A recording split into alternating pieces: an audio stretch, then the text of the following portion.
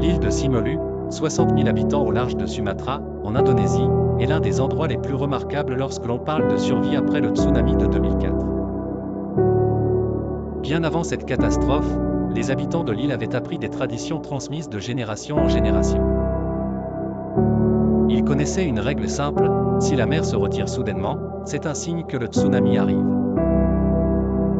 Cette sagesse a été héritée d'un tsunami survenu en 1907, qui avait frappé la région avec une violence dévastatrice. Après cet événement, les habitants de Simolu avaient conservé en mémoire ce signe naturel et avaient l'habitude de fuir immédiatement vers les montagnes dès qu'ils voyaient la mer se retirer. Le 26 décembre 2004, lorsque le tsunami a frappé avec une magnitude de 9,1, les habitants de Simolu ont sans hésitation suivi cette règle ancestrale. Dès que la mer s'est retirée de façon anormale, des milliers de villageois ont couru vers les collines, comme l'avaient fait leurs ancêtres.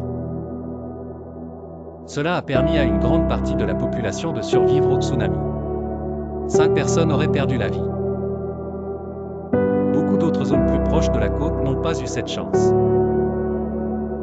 La plupart des vies sauvées sur l'île sont le fruit de cette connaissance des signes naturels, un héritage précieux qu'ils ont su appliquer. L'île de Simolu, 60 000 habitants au large de Sumatra, en Indonésie, est l'un des endroits les plus remarquables lorsque l'on parle de survie après le tsunami de 2004. Bien avant cette catastrophe, les habitants de l'île avaient appris des traditions transmises de génération en génération. Ils connaissaient une règle simple: si la mer se retire soudainement, c'est un signe que le tsunami arrive.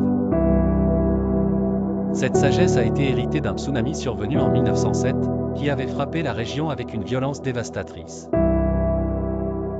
Après cet événement, les habitants de Simolu avaient conservé en mémoire ce signe naturel et avaient l'habitude de fuir immédiatement vers les montagnes dès qu'ils voyaient la mer se retirer. Le 26 décembre 2004, lorsque le tsunami a frappé avec une magnitude de 9,1, les habitants de Simolu ont sans hésitation suivi cette règle ancestrale.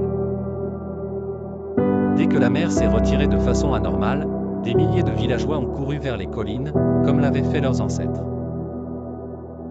Cela a permis à une grande partie de la population de survivre au tsunami. 5 personnes auraient perdu la vie. Beaucoup d'autres zones plus proches de la côte n'ont pas eu cette chance. La plupart des vies sauvées sur l'île sont le fruit de cette connaissance des signes naturels, un héritage précieux qu'ils ont su appliquer.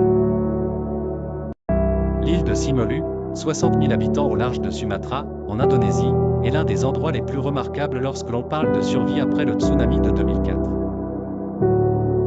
Bien avant cette catastrophe,